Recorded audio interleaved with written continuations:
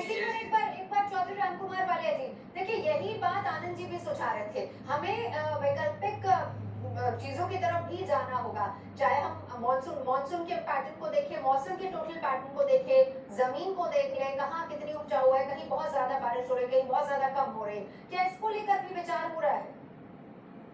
कि आज भारत के किसान की दशा और दिशा खराब है। किसानों के बेटे खेती किसानी को नहीं करना चाह रहे हैं। उसका कारण ये है कि खेती जो है घाटे का सौदा बन के रह गई है। सरकारों को जो संरक्षण किसान को देना चाहिए वो नहीं दे रही। किसान के ऊपर आज दोहरी मार पड़ रही है। आज बरसात की और जिसको कहना चाहिए भगवान की मार भी किसान के ऊपर पड़ रही है, साहूकार की मार भी किसान के ऊपर पड़ रही है और सरकार की मार भी किसान के ऊपर पड़ रही है। ऐसे में यदि भारत कृषि प्रधान देश बनाना है, किसानों को बचाना है, खेती किसानी को बढ़ाना है, तो सरकार को किसानों को संरक्षण देना पड़ेगा।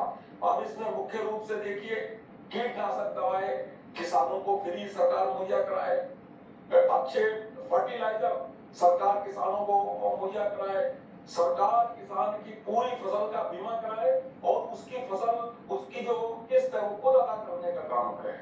तो अगर इस तरह से सरकार काम करेगी, सर ये तमाम चीजें आप ठीक है, ये आपकी बात सही है, सरकारी स्तर पर ये काम हो भी रहा है और इस पर विचार भी हो रहा है। आपने कहा कि किसानों के बच्चे जो है, हम इस डिबेट में नहीं जाएंगे कि वो खेती करना चाहते नहीं, क्योंकि हमने हाल फिलहाल में ये बहुत जगह देखा है, विदेशों से लोग नौकरी छोड़ के भारत आ रहे हैं और अपनी अपनी जमीनों को संभाल रहे हैं। एक पक्ष वो भी है, लेकिन सर जो बात हो रही है, मौसम के पैटर्न जिस तरीके से बदल रहे हैं, जिस तरीके से कहीं ज्यादा बारिश हो रही है, कहीं कम बारिश हो रही है, क्या इसको देखते हुए अब इस बात को लेकर विचार हो रहा है कि फसल के पैटर्न को भी चेंज किया जाए या फिर दूसरी तरह की फसलें लगाई जाए?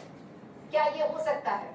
देखिए, हम भगवान से किसी तरह की ये नहीं कर सकते कि भगवान हमारी मर्जी से चलेंगे, प्रकृति हमारी मर्जी से चलेगी।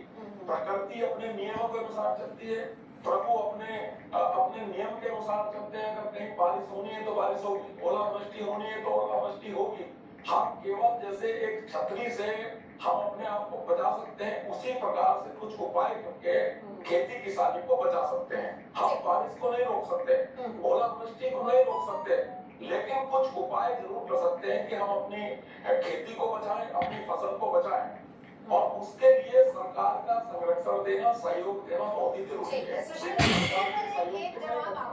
एक जवाब आपका, आप खुद बुंदेलखंड से आते हैं और इस मुद्दे को लेकर भी आपने कई बार बात रखी है, एक तो इसी को लेकर जवाब रखिए, और दूसरा सर बड़ी बात यह है कि बहुत बार